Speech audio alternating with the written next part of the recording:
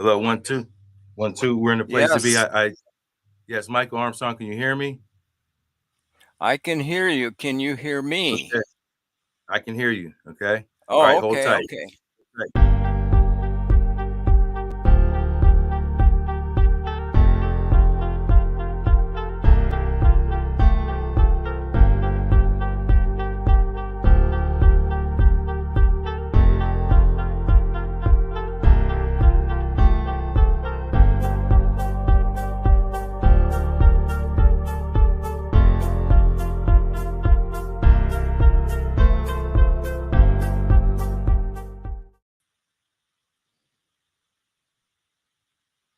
Okay. Hello, everybody. Welcome to History Valley. I'm the host today. Okay. My name is Sean Andrews. Michael, can you hear me? All right. Well, Yes, I today, ladies and can. gentlemen, we have Michael Armstrong. All right. So today we're honored to have as a guest on History Valley Michael Armstrong. Michael has a BA in chemistry. Michael is also an advocate for the electric universe paradigm and has been a devotee of the electric universe paradigm for the last 30 years. He was an organizer and speaker of the first few Electric Universe Astral Catastrophe conferences. He also published 3 books.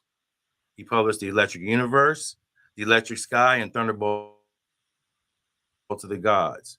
This has given him the opportunity to have personal and significant intellectual cross fertilization with over 30 world impacting scientists, scholars, and authors, including cosmologist Halton Arp, astronomer Victor Klube and Tom Van Flandern, biologist Alexander Mebane, biochemist Rupert Sheldrake, geologist Robert Schoch, electrical engineer Professor Donald Scott, Los Alamos National Laboratory Director Anthony Peratt, catastrophist authors David Talbot and Wallace Thornhill. Michael has about a dozen YouTube videos, which includes the titles What is Time, The Nature of Force Fields, The Big Bang Never Made Sense. Michael's also focused on integrating the physical, philosophical, psychological, and spiritual aspects and issues into an intellectually responsible worldview. Today's conversation will be qualitative, not quantitative side of science if we get to that part of the discussion, which means we're talking about science in layman's terms, not technical aspects or mathematical facts. So, ladies and gentlemen, I'd like to welcome you today, Michael Armstrong. Michael, welcome. Some people are not very familiar with what I just said: Electric Universe, Thunderbolts Project, um, The Electric Sky, the book, The Thunderbolts of the Gods, um, the, uh, the Electric Universe.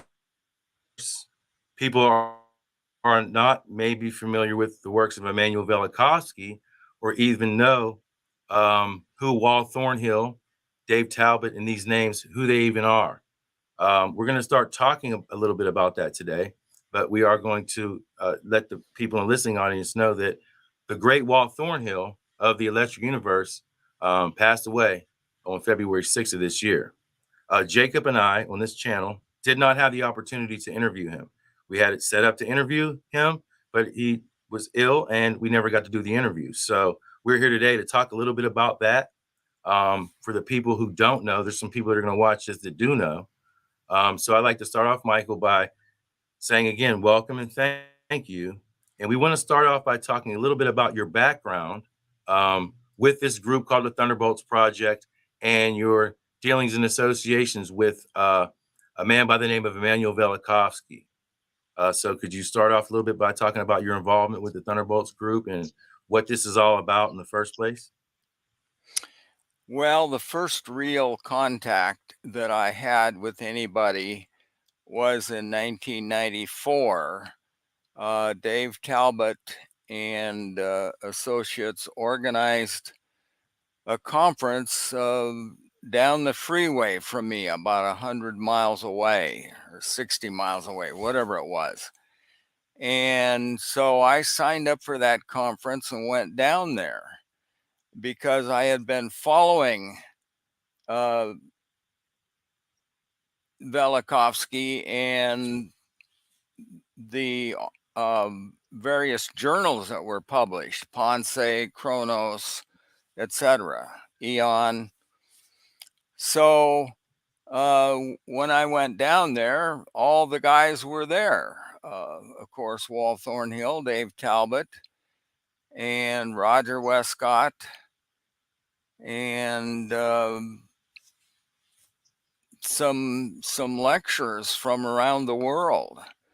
And these guys just took me in and embraced me and said, Michael, you must join our our group, our effort, our endeavor. And of course, being local, I had a car, and these guys were all flown in from other places and did not have cars. So at lunchtime and after afterwards, and especially for a couple of days after the conference, I took these guys around the Portland area and showed them parts of the Northwest, and uh, we wound up going to Powell's bookstore, the largest store, the second largest bookstore in the world, located in Portland. And I remember that Walt Thornhill bought boxes of books, which I agreed to take home and package up and send to him via M-bag mail, which is a cheap shipping way for the post office. Mm-hmm. So um, that's how it all began. Okay. Okay. Now, for those that don't know what the Thunderbolts Project or what Amanda Velikovsky stands on, could we briefly talk about that? Like we're on the same page. We have studied the works of Velikovsky and Thunderbolts Project, the Chronia Group, it was called, the Velikovskyan Journals, Aeon Journals, Societies for Interdisciplinary Studies. So we're familiar. For the people that aren't familiar, who is Velikovsky, and what is your guys' reasoning for having this conference and getting together, et cetera? Who is Velikovsky? People don't know who he is or what he stands for. Can you give a brief Okay, description of what that entails? Go ahead, buddy. sure. Mm-hmm. Velikovsky was a towering intellect, a polymath who uh, uncovered and heavily researched and uncovered the planetary catastrophic past of the Earth. And in 1950, he published his blockbuster book, Worlds in Collision, which set the academic world on its ear and raised a storm of interest, and of course, ultimately, a storm of reaction by the establishment, who are heavily invested in long ages and evolutionism and whatever, anything that will preclude um,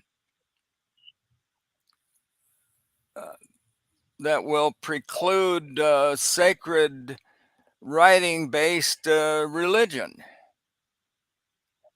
Mm-hmm. So Mm-hmm. Velikovsky was a highly trained and practicing psychologist or psychiatrist.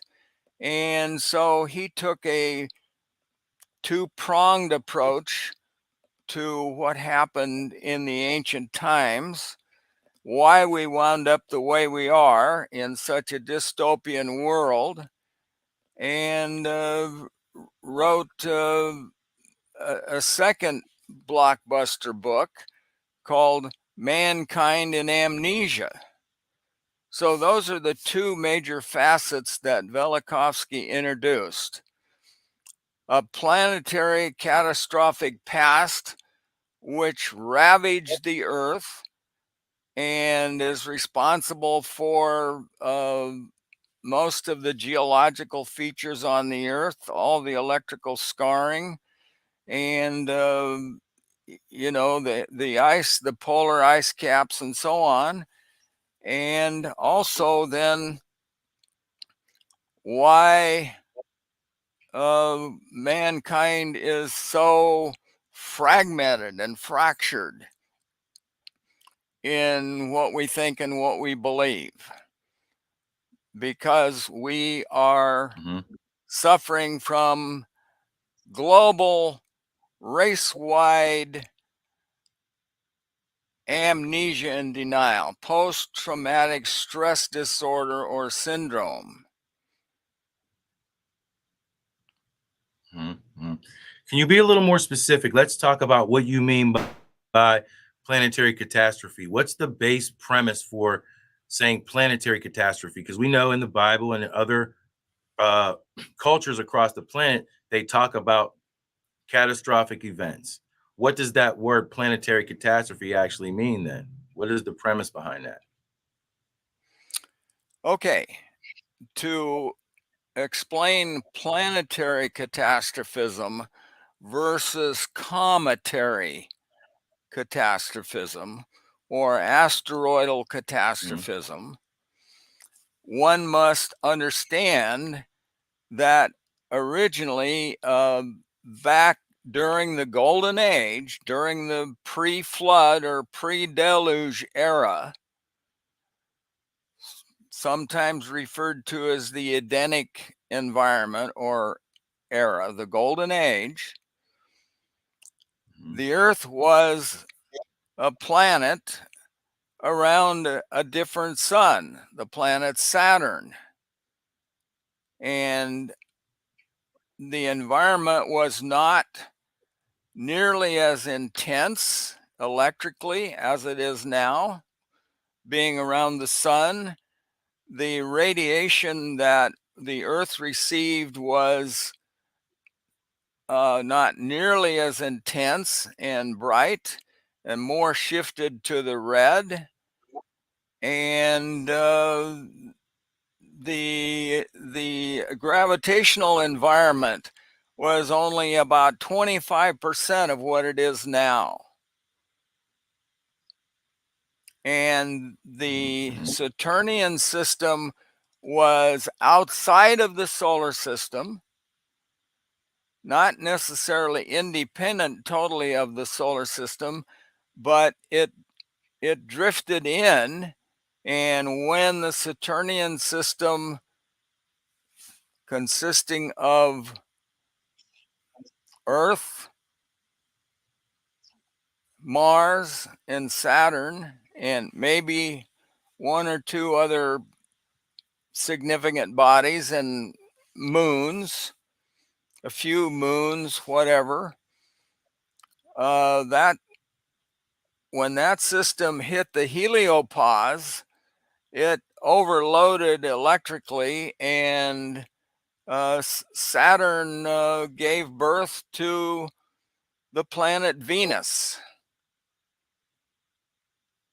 And Venus, Mhm. of course, was ejected into an orbit that was elliptical, but still more or less in the plane of the ecliptic, where it was going to come close or intersect the orbits of Mars and the Earth.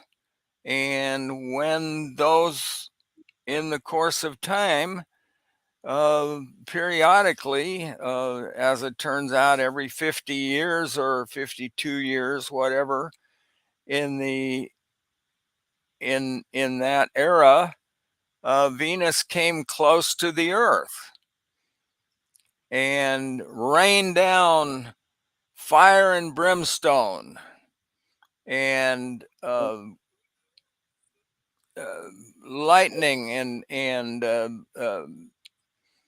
exchanged electrical arcs with the Earth. Okay. So what it sounds like you're saying then is Immanuel Velikovsky proposed a natural causation behind uh, um, our holy scriptures and our mythology and things of that nature by Yes, by indeed. proposing the idea that what we're actually reading is the changing of our solar system, and that's what actually caused the catastrophic events that are mentioned in the Bible and other texts across the world and culture cultural content across the world. That's what you're saying then. Velikovsky Yes. introduced that idea. Okay. Yes. Now, The Earth was not always in the solar system, and neither was Saturn, nor Mars, nor Venus. And when the solar system captured the Saturnian system, it took a few hundred years for everything to work out and settle down, ultimately into the orbits that we have now, which are non-intersecting and non-threatening. okay.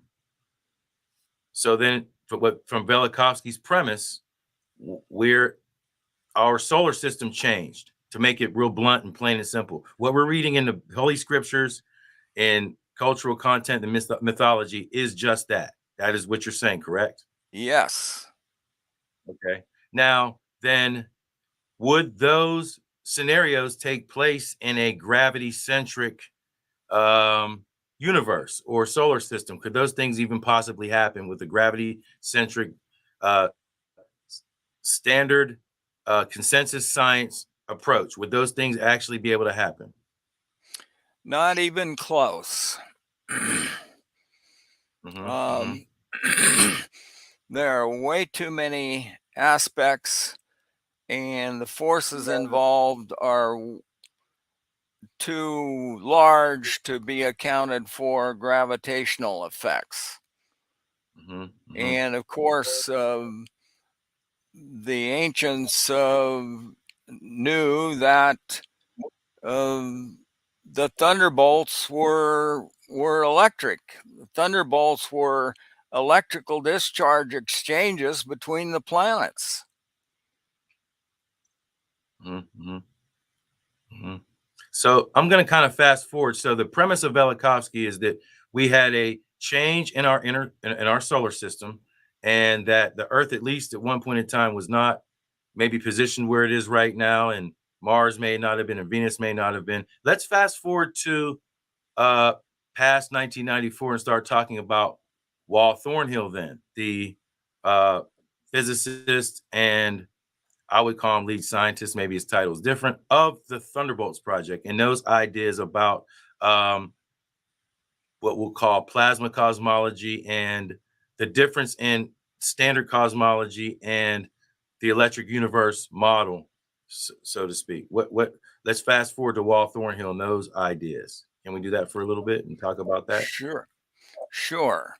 A third major aspect of what Velikovsky introduced, primarily through Ralph Jurgens, a wonderfully intelligent and insightful electrical engineer that understood ancient catastrophe and worked with Velikovsky. Uh, they introduced the electric universe paradigm and electricity as the major force that was involved in all of this. And I bought into it, and Wal Thornhill bought into it, and David Talbot, of course, knew Velikovsky very well and supported him, and was the editor of Ponce journals and whatever. So, and David Talbot and I live in the same metropolitan area. So, Mm-hmm. approximately about a year after that conference in 1994, David Talbot called me up and said, Michael, let's get together. Let's have lunch. And so that's how it started. And Wal Thornhill came over for a very small trial conference that Dave and I put on. And that's when I became acquainted with Wal, and we realized that the three of us were on the same page in general, and that this was crucial, absolutely crucial information for mankind to wake up and realize his true history of development and what's happened to the earth in historical times or remembered times. And so uh, after that conference, where Wall was staying with David Talbot in David Talbot's spare apartment, which he was using as an office. Late one night when I was over there and ready to go home, the three of us stood in a circle and we made a commitment that the three of us would bring this material and this understanding into the public domain. And David Talbot was going to be responsible for elucidating what we call the Saturnian reconstruction of mankind's past, and Wall was going to be responsible for elucidating the electric universe paradigm and the mechanisms, and I was going to be responsible for publishing the material that these two men produced and organizing the conferences and building the website and publishing a newsletter, all of which I did, all of which we did over the next few years. So Interesting. specifically, go ahead. No, I said interesting because I have the books, and so you had a very personal relationship with both Dave Talbot and Walt Thornhill. I have all three of Yes, those books: Electric Sky, The Electric Universe, and Thunderbolts of the God. So you were directly involved, then, obviously, in that process, is what you're saying, in bringing that stuff to market. absolutely. Essentially, bringing the material to market. Right. And I was the one that was responsible for organizing basically an annual conference, which we called an EUSR conference, Electric Universe Saturnian Reconstruction Conference. And consequently, I was the one that called up the various speakers that we had come and make presentations for the conference. Speakers like Rupert Sheldrake and Halton Arp and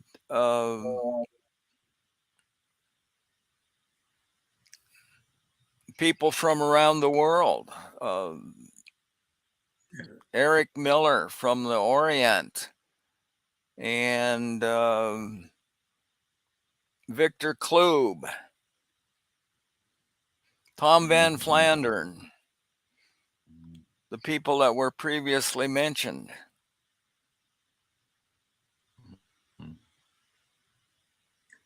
So then, what you're saying is then the electric universe paradigm has an opposing viewpoint to consensus science.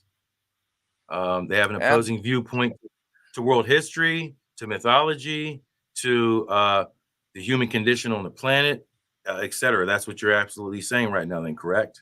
And especially the mentality or mindset of human beings, which is hopelessly fragmented now into 4,000 plus identifiable formal religions and philosophies and worldviews that are incredibly disparate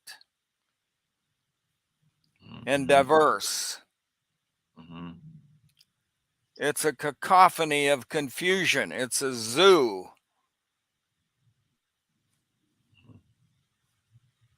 I'd like to point out also Michael has 9 available videos that we just counted last night. And with those 9 videos, we counted about close to 300,000 views on 9 videos. Is that right? About Yes. 300,000 views on 9 videos. Okay, so what I'm saying is that's pretty good for 9 videos. I don't have that many views, but you don't have millions of views. You don't have the amount of views as, like, you guys will say, like a Dr. Tyson or Jordan Peterson or any of the popular YouTube channels. You guys have about 212,000 subscribers. Um, why do you think that there's such a pushback? And we haven't gotten to the nuts and bolts of it. Why is there such a pushback with this group, the Thunderbolts Project, that actually has a different viewpoint of the cosmos? So we'll just say to Okay. start with, than everybody else. Why is there such a pushback with this Oh, paradigm? thank you for that question. I'm Mm-hmm. anxious and eager to give the answer to that question. Mankind Mm-hmm. is suffering from amnesia and denial.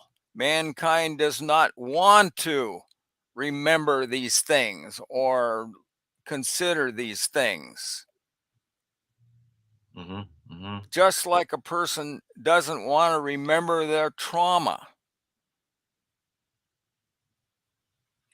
And Okay. so only a small percentage of human beings are somehow conditioned and positioned to where they can consider the the incredibly awful, destructive, terrible catastrophes that decimated mankind. Mm-hmm. Not Mm-hmm. necessarily down to 8 people, as reported in the Old Testament flood story.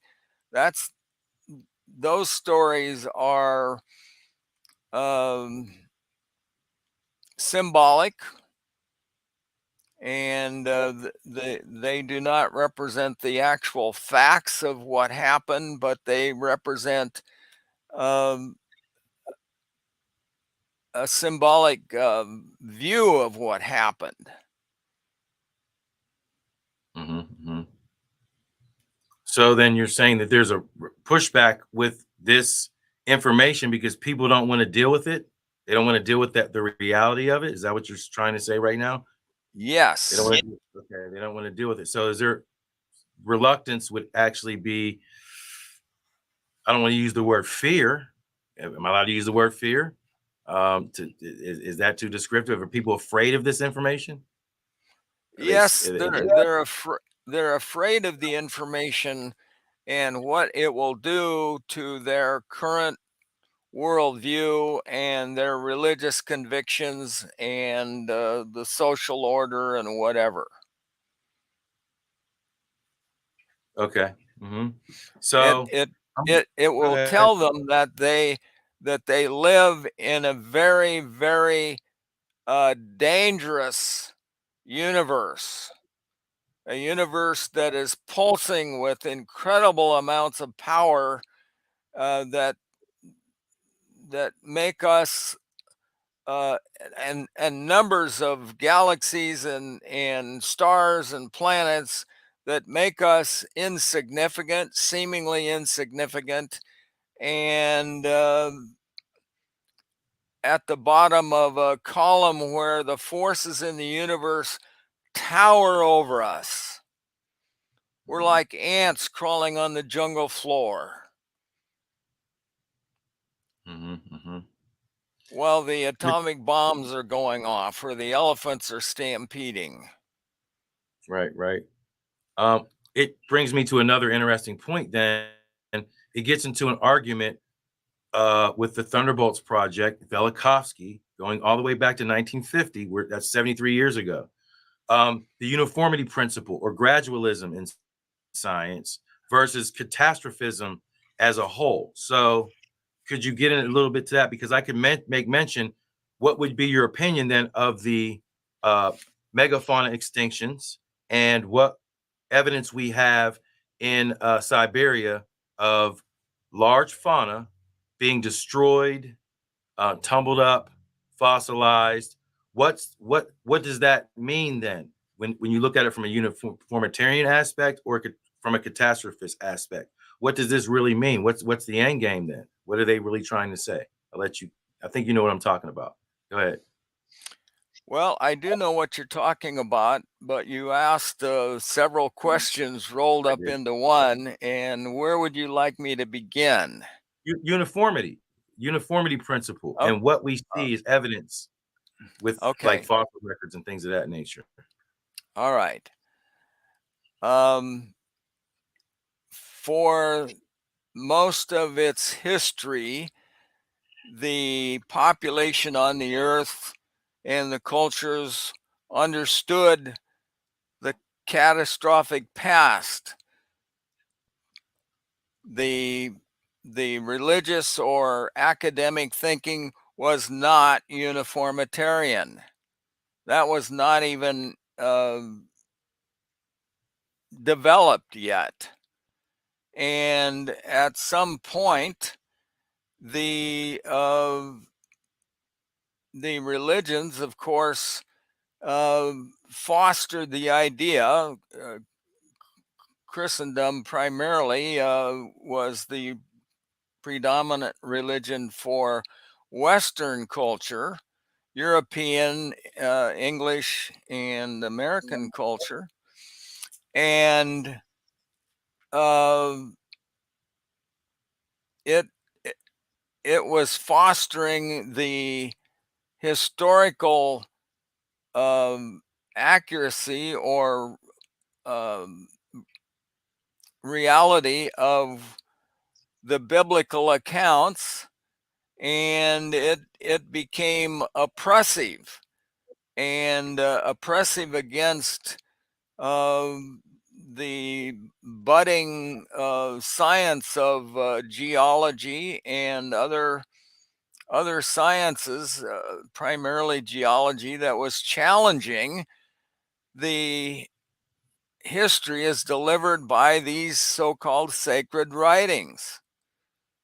And so an opposition arose in England, and the men that uh, formulated the opposition developed the idea that they had to take away the catastrophe, which was interpreted as being delivered by God as punishment for mankind being sinful. And they had to do away with that. And so they imposed and fostered a theory or a worldview that catastrophes, planetary catastrophes, didn't ever happen, and that the Earth had been in a stable solar environment for millions and billions of years. And everything that happened very gradually, including the development of the species, the plant and animal kingdoms, and the geological formations. Mm-hmm. So then, through And the eyes of a uniformity, it happened very slowly and over eons of time, as opposed to a catastrophe way of looking at it. It would have happened recently, but by the hand of God, is what you're saying. that's Two the different ways thinking of looking at the same thing. of most of the religions, yes, that all this happened by the hand of God. And that view is Mm-hmm. unacceptable to an intellectually responsible humanist. Mm-hmm. Mm-hmm. Mm-hmm. So then, with the Thunderbolts project, rather it being uniformity, which things happen over eons of time, and maybe 30 million years ago there was an asteroid or a meteor that hit the Earth and caused the megafauna extinction, or saying that God's hand did it, the Thunderbolt project would subscribe to what then? what caused the catastrophes? Can you elaborate that one more time? Rather than it being an isolated event from millions of years ago or the hand of God, what would the Thunderbolts Project say then caused these catastrophes, and when would they have happened? The proximate cause was changes in the solar system and intersecting systems, the Saturnian system being drawn into the solar system and breaking up and producing a series of catastrophes over a couple of thousand years or 1,300 years, whatever. Mm-hmm. So So, we wanted to bring this information into the public domain. And of course, the ultimate goal, and you and I have talked about this, for any intellectual endeavor of sharing or convincing other people of information or a viewpoint, the goal is unity. We all want unity. We all seek it. Every time you try to convince somebody of anything, you're seeking unity. The founders of our nation gave the rationale for the nation in order to form a more perfect union. We do not call our nation the Associated States of America. We call our nation the United States of America. The Russians don't call their organization the Soviet Association. They call it the Soviet Union. mm-hmm. There, there is no hope for world peace or real progress in mankind cooperating and getting along unless there is unity. Mm-hmm. Mm-hmm. Um, me and Michael could go on for days and days and days about this, but I'm going to actually introduce a question. Somebody in the chat room said, "Does the Big Bang make sense?" And you just did a video about this not too long ago. Does the Big Bang make sense, Michael Armstrong? No, the Big Bang never made sense. It again was an alternative to embracing the idea that there was a creator. The fundamental thinking behind the Big Bang is incredibly intellectually irresponsible. The cosmologists that fostered the Big Bang just fabricated a mysterious, unknown thing called a singularity, which would do whatever they needed it to do. And this singularity somehow exploded. Well, lately people are realizing the James Webb Telescope is showing us a structured, ordered universe that cannot possibly be the result of some violent explosion.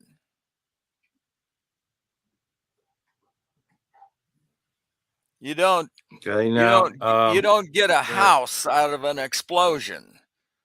A house with 2 stories and a kitchen and bedrooms and a bathroom and plumbing and electrical and uh, air conditioning and doors and windows and whatever, that doesn't happen from an explosion. Well, Mm-hmm, mm-hmm, that would be much more likely to happen from an explosion than what we see of the actual universe.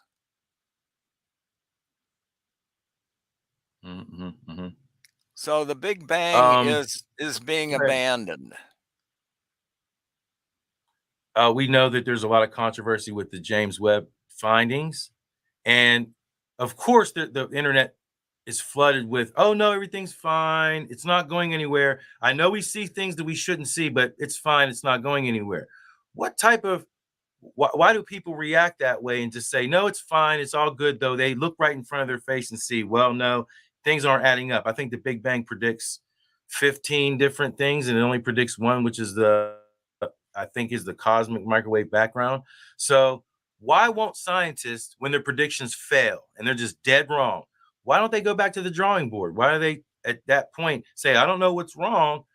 We'll figure it out. Why don't they just start over again? What do you think? Why do you think that happens in science? Just as Well, a question. I have to give the same general answer that I've already proposed, that Mhm. science, just because a person becomes a scientist doesn't make them immune to the larger syndrome that the human race is suffering, post-traumatic stress disorder. And Mhm. the context that we find ourselves in, Sean, is that none of us had anything to do with ourselves. We didn't choose our parents. We didn't choose our family. We didn't choose our gender. We didn't choose our country, our culture, our religion, our training. It all happened to us. We're the product of programming and value inculcation and uh, paradigm and training from school and church and parents and family and society. And we are totally that until we wake up and mature enough to say, wait a minute, this doesn't make sense. I'm going to take total personal responsibility for what I believe. And then you would face a daunting, really Mhm. daunting uh, task of challenging every piece of information that was programmed into your belief system and worldview. That's a tall order. Mhm. Mhm. Very few Mhm. people are willing to embark on that journey. It's too staggering. Mhm. Mhm. I want to answer another question briefly. If I could find it again. Somebody was asking what books this is in, and I'll find it. But the books are The Electric Universe, that is by Walt Thornhill and David Right, Talbot. The Thunderbolts of the Gods, which is by David Talbot and Walt Thornhill, and The Electric Sky, which is by Professor, or I think he goes by Dr. Donald Scott on the book. And then there's also the newer book, The Interconnected Cosmos, from Dr. Donald Scott. Michael yeah. himself published those three books: Thunderbolts of the Gods, Electric Universe, and The Electric Sky. And they are academic works. These aren't just books with a bunch of information in them. No, they're cited very well. Um, and they're put forth as an academic work. They're not very thick books, though, meaning they're not, 500 pages either. Very easy to read, very easy to follow for the layperson, not for the person that wants real technical information or the nuts and bolts of the mathematics of science. This is an outline more or less. Those three books are key. Those three books are uh, absolutely must reads, and they're not very expensive. I might and say again also. Um, we're going to move forward a little bit, and we're going to move forward.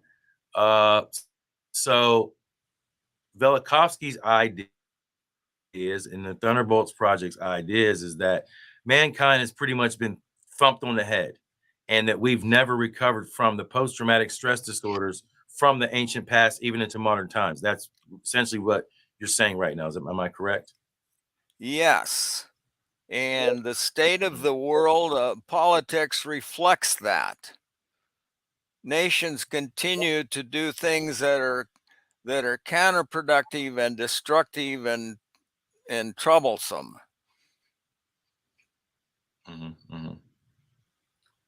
What would it take for people to even care about this? Because a lot of people, when I talk about this, oh, it's pseudoscience, it's this, it's that. You know, there are pseudo skeptics out there that just can't stand this stuff.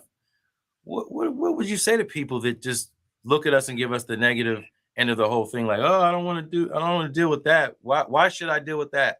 What do you have to say to people, or what would you say to people like that Well, don't care? I would have to talk in general terms of the truth may hurt, but the truth is always the solution in the long run.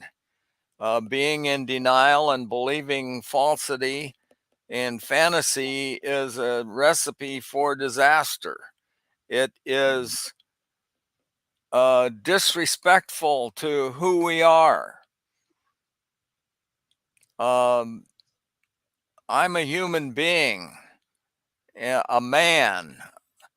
I have to be able to look at reality full in the face and acknowledge it, acknowledge the truth of it, and deal with it.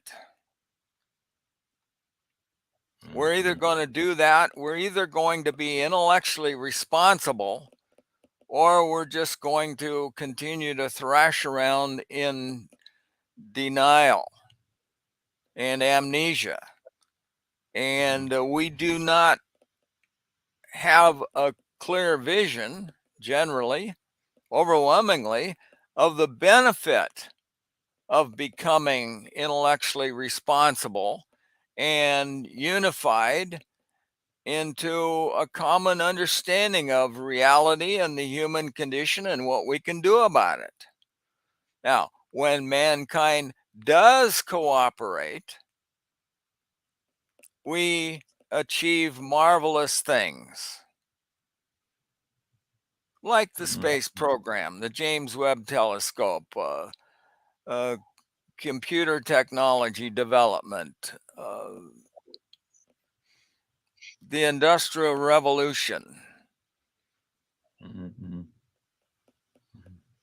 Yeah. Gatekeeper, I don't know if Gatekeeper is still on, but I'm going to ask Michael a question based on your comment. I'm not going to post a comment, but I'm going to ask a question, which is a little off subject from does the Big Bang make sense? But Michael is an interdisciplinarian. He can talk about practically anything. So, Michael, what's the difference between a God and a creator? Can you give us some insight on that? I know you know what I'm talking. What's the Absolutely. difference between a God and a creator? Can you get into that a little bit? Of course, that's a great question. A creator is a person that creates things, and there's no implication of a creator that they care very much about their creation. Um, they can just create and then move on to something else and leave their creation behind, or even destroy it. You know, lots of people create things and destroy them.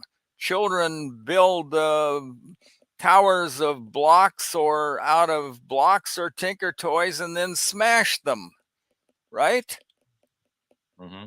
So there's no implication in the term creator that there is any semblance of goodness and mercy and care that we find in ourselves. Whereas the term God implies these other dimensions of goodness. My understanding that the term God is a contraction of the word good. And so the issue in my mind has never been whether there is a creator or not. I think that's silly to consider that all of this we find in the universe is the product of an accident or chance. No, we're swimming in design. I've never been able to challenge the idea of a creator. The real issue is whether the creator has the dimensions to be worthy of considered to be a god.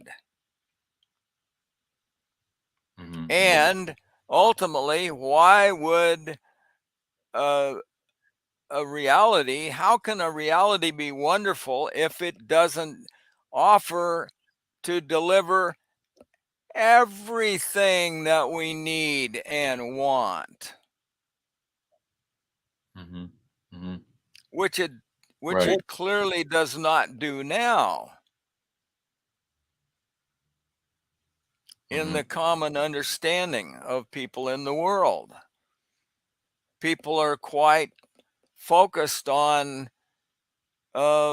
conditioning themselves and reinforcing themselves that they are temporary, born under a sentence of aging, decay, and death. And of Mm-hmm. course, we're allotted, in Western culture, the traditional 70.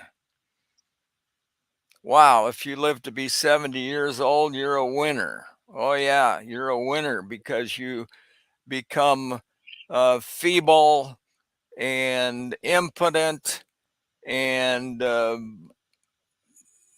deaf and blind and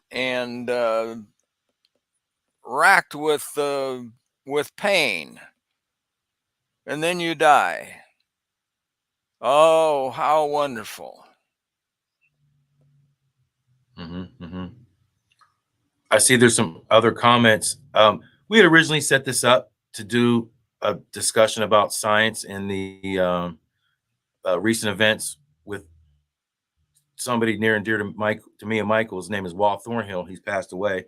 Passed away February 6th. But there's a lot of other questions, and trust me, Michael is really, really broad with his knowledge base. I mean, really, really broad. So I see a question that says in the Bible, the creator seems to be delineated as Elohim plural, but this is not exactly the same as the Lord Adonai YHWH. Now, without us, Michael, pulling the curtain back, I'll even put it up here. Let me show the question because we're moving around a little bit. We started talking about science, but we could take it to different places. In the Bible, the creator seems to be the same as the Lord Adonai, which is Yahweh. What would you say to that? My answer would be, well, that's correct. The Lord is the Lord, and Elohim is plural. One is singular, one is plural. What would be your take, Michael, if we had to go down into that rabbit hole we talk about all the time? You want to go down in the rabbit hole for a second? Yes, indeed. Okay.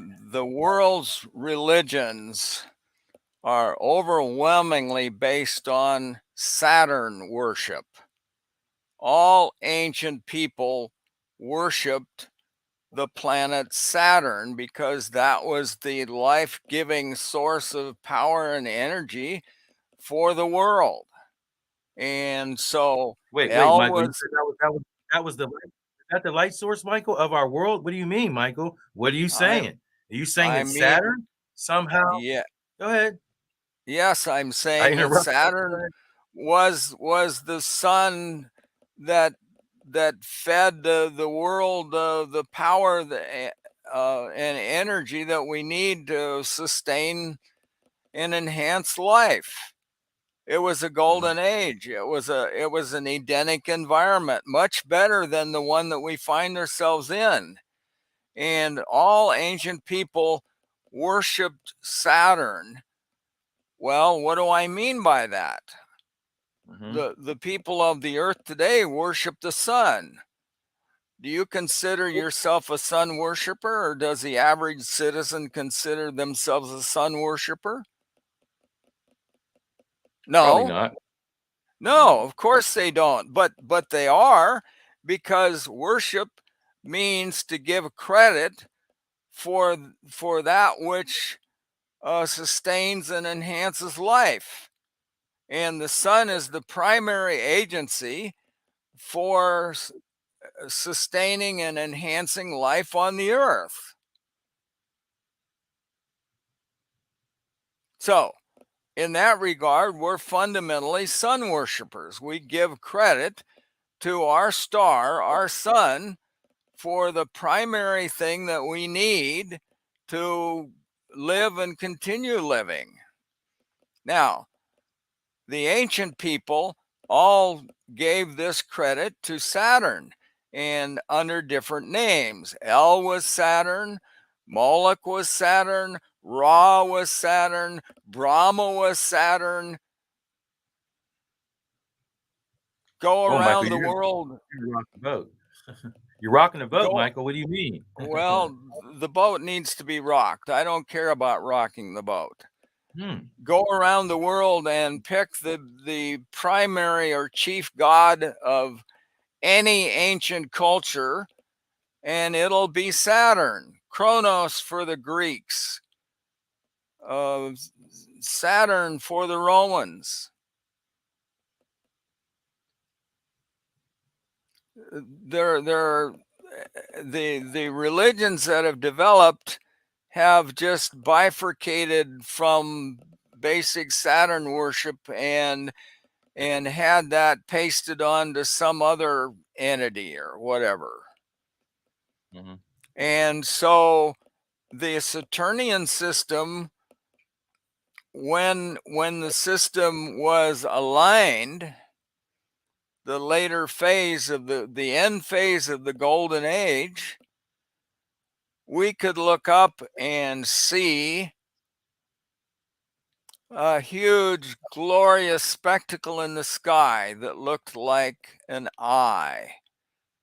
It was called the Uh-oh. eye of God, the cosmic eye. And it consisted of us being in a fluorescent tunnel of plasma, a cocoon surrounding on one end Saturn and on the other end the Earth, with Venus and Mars in between. Mars being smaller and against the coruscating glory of the electrical discharge of Venus against the background of Saturn. So it was an awesome spectacle. It was dominant. It was always there, always overhead. It was the cosmic wheel, the wheel within a wheel. Mm-hmm. The polar column.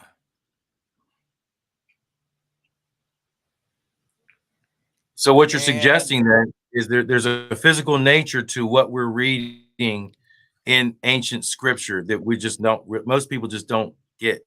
Is that really what it yes, comes down to? yes.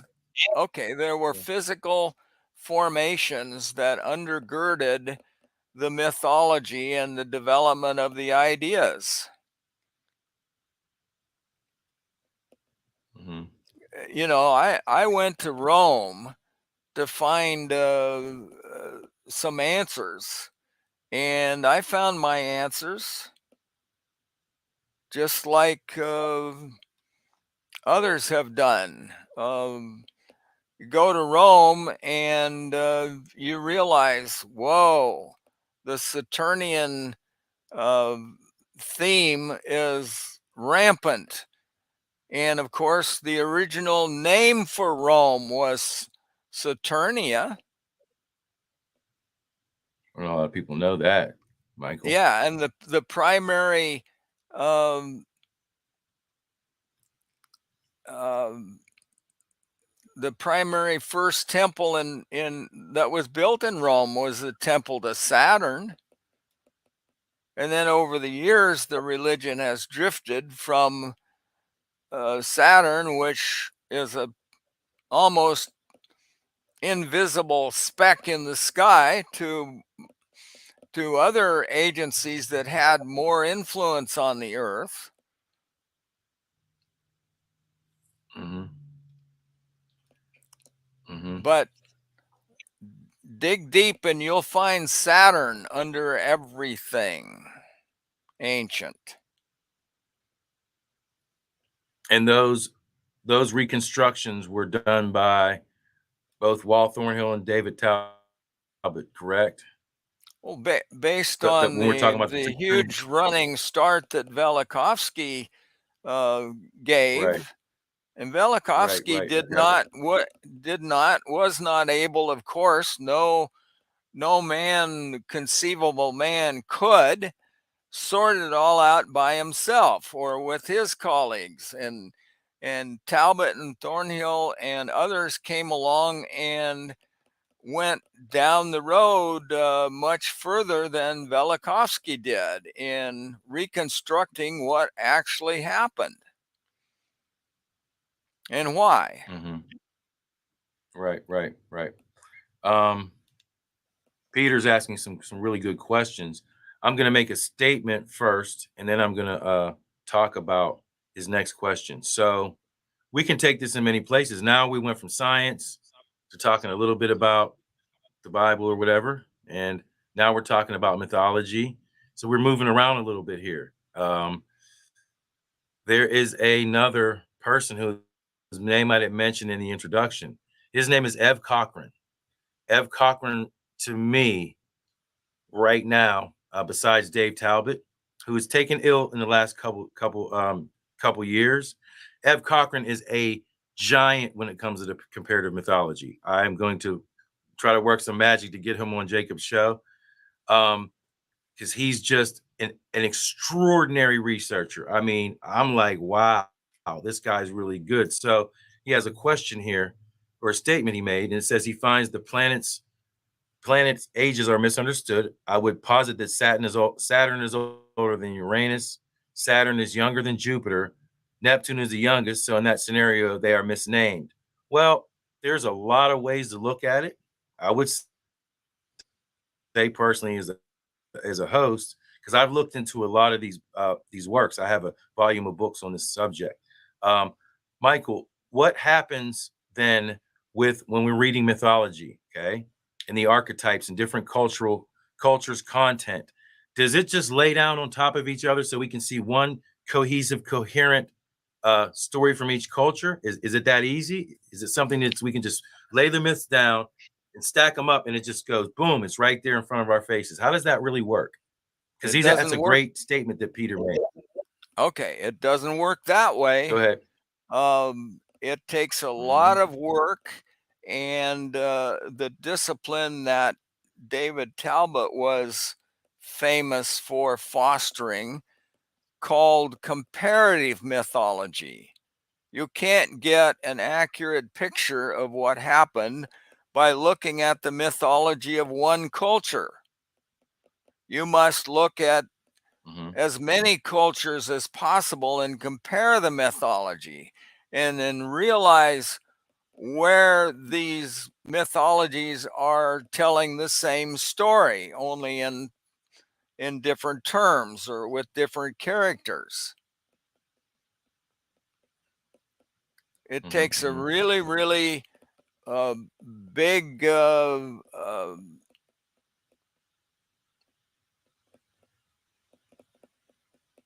approach and mhm, intellect or intelligence to hold it all uh, in mind without concluding anything until you've gotten the verification from a number of cultures to where it all mhm, makes sense. mhm, mhm. So I've looked into the comparative, methodology.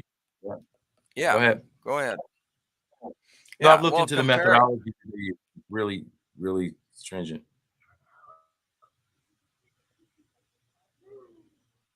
Go ahead, Michael. yeah, Continue. I'm sorry. compare, I just said the compare, methodology is very stringent. yeah, comparative mythology is a really, really important aspect of digging out what really happened in the past, what's really going on in our world.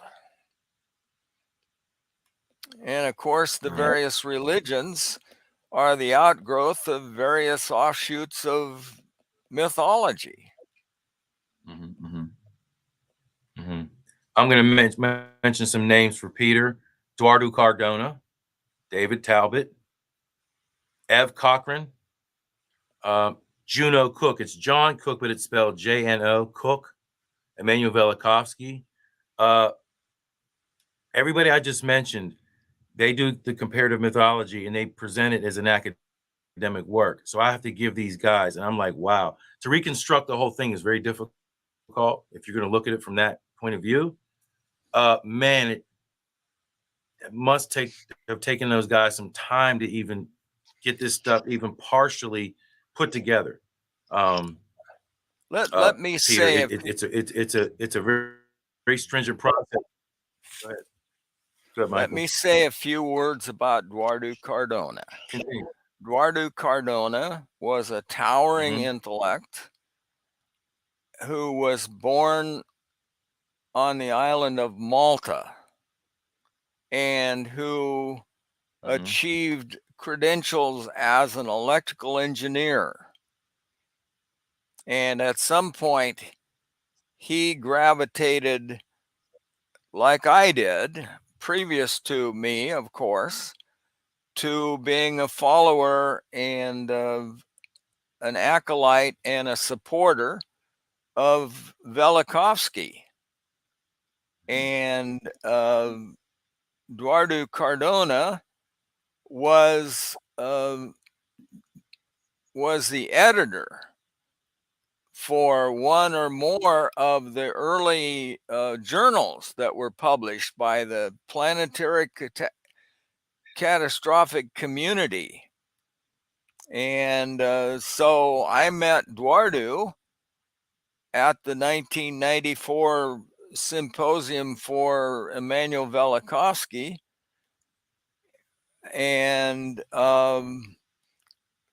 Eduardo was one of the people that stayed around afterwards, and I ferried around the city and showed them the sights and took them to Powell's bookstore.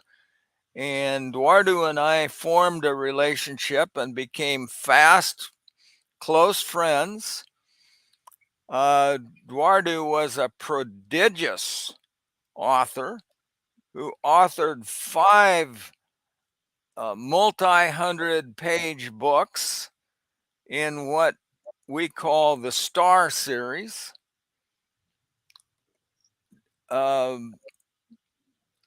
Detailing the sequence of the phases down through the ages that the star and planet Saturn went through, and its effect and the thinking of the various cultures at the time. And I published one of those 5 tomes. Mm-hmm. Eduardo and I Yes, you spent did. a lot of time together and discussed things. And he, of all people, he was, let me say, a devout agnostic or humanist. And of all the people that have listened to my overview of understanding and paradigm of ultimate reality, what he had to say was, Michael, I hope you are right. And Michael, Mm-hmm. Mm-hmm. if you are not right, you ought to be right. Those are the Right, right. two remarks that I cherish as much as any other. Mm-hmm. I want to say also to the people in the History Valley community, I know Michael, okay? And Jacob and I have partnered up and done some videos together. And unfortunately, again, we've had some deaths recently. Okay. We felt it necessary to bring Michael on to talk with us. We could probably do 5 or 10 more shows because he's a wealth of knowledge and he's met a lot of people in his life. But we were talking about Walt Thornhill, the late Walt Thornhill. We've also interviewed the late Gunnar Heinsohn, who is still connected to this whole thing. Um, they're interdisciplinarians. These guys just don't talk about science. They do a science, history, comparative mythology, chronology, and even comparative religious studies. So Michael can go a lot of different directions. We could, and we have planned on doing another show about philosophy and can get into some of the nuts and bolts with some other topics that Michael deals with, not just science. But this was kind of devoted to science today and commemorating Walt Thornhill. I'm going to bring up a point. Now, Michael, I want you to take the gloves off, but you don't have to get too roughed up because Mojo asked a question. Okay, so here's the question. Michael Armstrong, did you watch Professor Dave Explained on the Electric Universe? Now, Dave has been a guest on this show, but Michael, have you watched Professor Dave or have you heard about this guy, Professor Dave? And what do you think about Professor Dave? Be careful, though. Watch what you say on this show. Go ahead, Michael. Well, yes, I have heard of Professor Dave, and I listened to him briefly long enough to know Mm-hmm. that he is just a destructive force. He doesn't have anything significant to offer that you can use to build a worldview with. He is just anti uh, electric universe and a rather shallow, brain dead acolyte or adherent of the great religion in the world, scientism. Mm. Scientism is the prevailing religion of the world today. It marginalizes all other religions.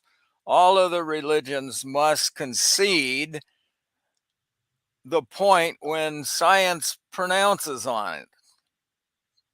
Mm-hmm. Mm-hmm. Scientism and science academia and the scientific establishment have the credibility of the world that the religions do no longer have. So I call that the prevailing religion of the world. And there are some guys that think that it is their role to defend scientism. They don't necessarily know very much or are very well educated. And I doubt very much whether Professor Dave is an actual professor. That's his moniker. But he's just an attack dog. He's taken a personal interest in just attacking anything that threatens his religion. Mm-hmm. Mm-hmm. And so, end of story. Don't care. Never will listen to Professor Dave. I don't even want to hear about what he's up to or what he's saying. He's a I'm gonna. noisemaker. Mhm. I'm gonna try to land the plane here, Michael. I'm not gonna take up too much of your time because we all have people to see, places to go, things to do. But I want to land the plane. Then a scientist is judged off of their predictions, correct, and their predictability. How would you rate Walt Thornhill versus everybody? How would you rate him versus everybody? A man who is not part of the scientific community, he's kind of an outsider. Well, he is an outsider. How would you rate Walt Thornhill with his predictability? Well, I can't rate everybody, of course, but it should be obvious that we are constantly bombarded by announcements from the scientific community of surprises and unexpected developments, especially in cosmology. Mm, Whereas Wall made some really solid predictions that turned out to be true. that We were could probably do a whole verified. nother show. Yeah, we can probably do a whole nother show about that because there's controversy. Whereas, though I am an intellectually responsible person, I read the predictions. He's right, but then there's people in the consensus community that say no, no, no, no, no, no, he can't be right. I've read the arbitration hearing, I call it, for them being their Thunderbolts project or Electric Universe not having a Wikipedia page. And I'm like, that it's totally preposterous. It's like calling a ball in a strike. It was a ball. No, it was a strike. He didn't swing the bat. No, he swung the bat. It's so trivial. It's so petty. I'm going to call it petty. But I would think that if a scientist got something right, the world would go, hooray, hallelujah, eureka. But it was the exact opposite reaction. How do you feel about the exact opposite reaction when somebody's right? You can see they're right. For somebody to say, no, that's not right. What do you think about that? How does that make you feel? People say, no, you're wrong, you're wrong, you're wrong. But indeed, you're proven to being correct. How does that make you feel then? To talk about human beings for a second, because we're going to kind of land the plane here, but let's kind of end it that way. But how do you feel about that? Okay, I think now is the time for me to put into perspective the difference between technology and big science. There's no question but what the development of technology has exploded into a panoply of wonderful developments that we all enjoy and that enhance our lives. But technology and science are not the same thing. Technology is done by engineers and chemists and scientists that work with hands-on approach and that don't deal with things that don't work. Technology doesn't deal with theory. It's largely the product of accidental discovery or whatever. On the other hand, academic science and cosmology is all about theory and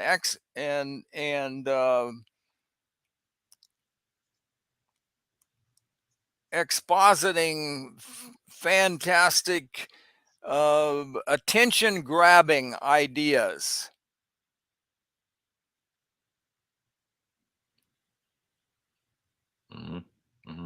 So don't confuse science and technology. They're not the same.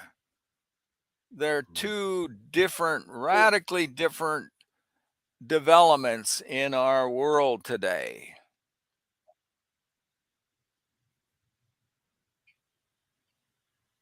Where does Wall stand in terms of being a predictive scientist? And where would you rate him in what you see in life and with predictions that we read all the time in mainstream literature within our solar system? Just those things there. How does Wall Thornhill rate and rank with the world?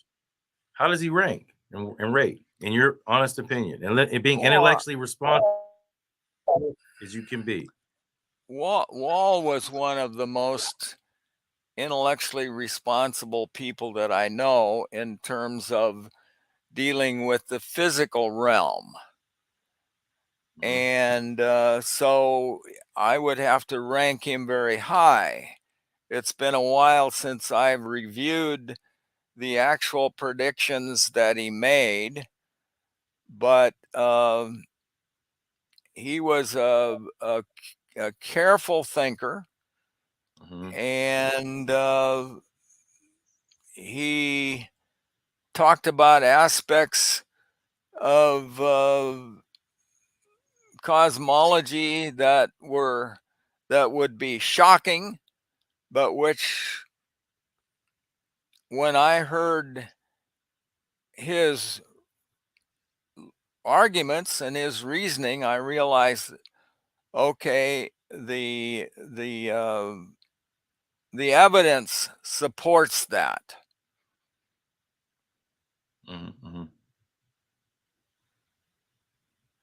I agree. I've made the comment to other people that while Thornhill, if there's a such thing as a prophet, and we know what a prophet is biblically, somebody that tells you what's going to happen before it happened, well, then he'd be the closest thing to it that I've come across in my life. I have read, I've researched, and I was like, well, dag, man, this guy here seems to be on top of his game. I rate him extremely high, if not at the top of the food chain. When you make a correct prediction, then you explain the nuts and bolts of how you did it. That should be given some credit and some just due, but it hasn't.